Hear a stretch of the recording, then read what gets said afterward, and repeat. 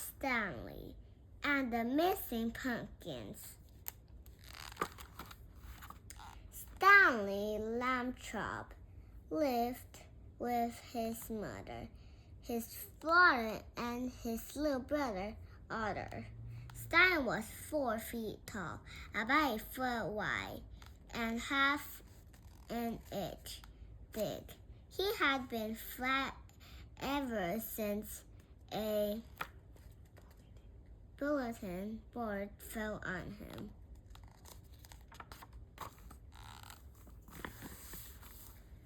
Ow, your flat elbow is so pointy, said Otter. Stanley and Otter were squashed. Stanley and Otter were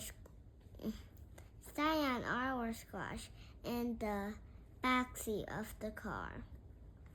Sorry, Stanley said.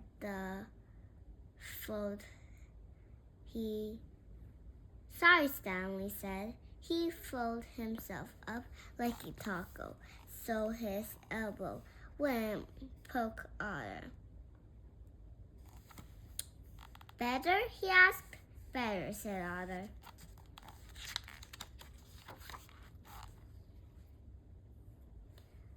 The boys were on their way to their cousin Billy's farm. I envy you, Mrs. Lamb-Chop said. 2 weeks of fresh air and the county fair. I can't wait to see Billy, said Otter, and Aunt Sue and Uncle Bob, said Stanley. Aunt Sue was always baking pies to fatten him up. I'm flat, not skinny,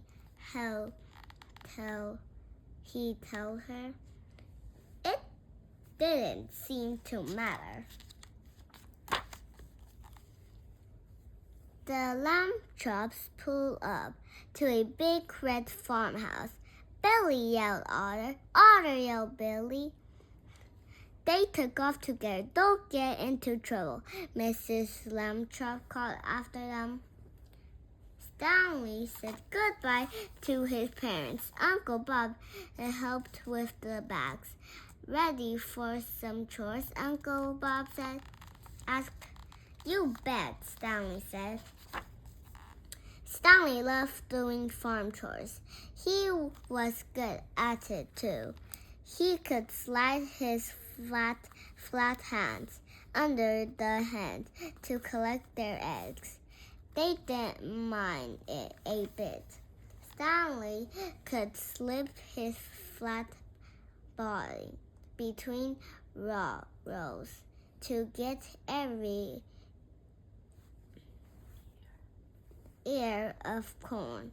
Best pick around, said Uncle Bob. And when Uncle Bob needed to unload hay bales from his truck, Stanley made the perfect ramp. You're mighty helpful, Stanley, Uncle Bob said one night at dinner. But you are still so thin, said Aunt Sue. But even with all my good cooking, you must eat another slice of pie. After dessert, Stanley went with Uncle Bob to fix a sparrow in the pumpkin patch. This sparrow does a fine job scaring of birds, Uncle Bob said. Too bad it can't scare off thieves. Someone's been taking my pumpkins. That's awful, said Stanley. And right before the county fair. Oh, I never show my pumpkins at the fair, Uncle Bob said. Gosh, no, I just don't like my pumpkins disappearing. Hand me the nails, please. Stanley passed Uncle Bob some nails. Uncle Bob fixed the scarecrow's shoulder. I've tried standing guard at night, but the thieves just wait until I go home, he said. Stan looked at the scarecrow's skinny wooden arm. Then he looked at his own flat one. Uncle Bob, I have a plan.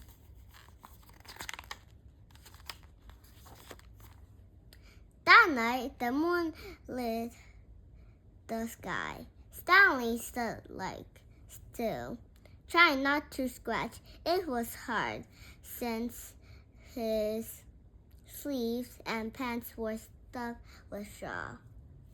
Stanley was about to give in the scratch when he saw something.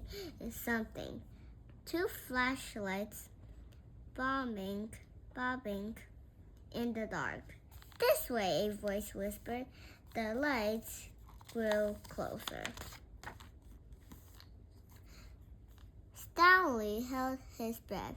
Then someone bumped right into him. Ow!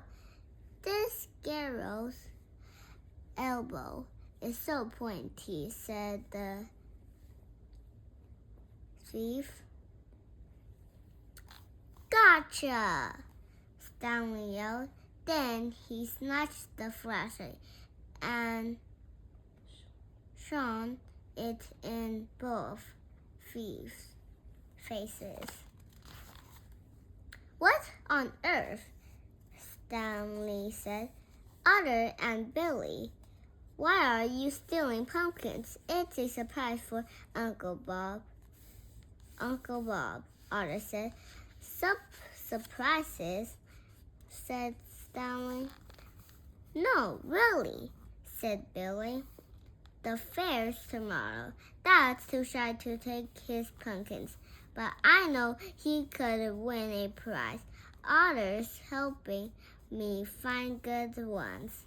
We're going to show them at the fair.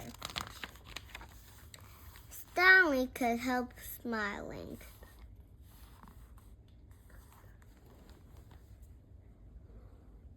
Stanley couldn't help smiling. That really is a good surprise. How can I help? Well, there's one thing you can do, said Otter. Uncle Bob found Stanley the next day. Did the thief show up last night? Oh, yes, said Stanley. Come see. What on earth? Uncle Bob said. The boys quickly explained the plan. Otter and I will handle everything. You can just watch, said Billy. What do you say, Dad? Well, gosh, said Uncle Bob. It looks like my pumpkins are going to the fair. That afternoon, they all celebrate Uncle Bob's first ever blue ribbon. Uncle Bob couldn't stop grinning. This is so exciting. Thank you, boys. I know just the thing to do with his prize-winning pumpkin, said Aunt Sue. Make a prize-winning pie.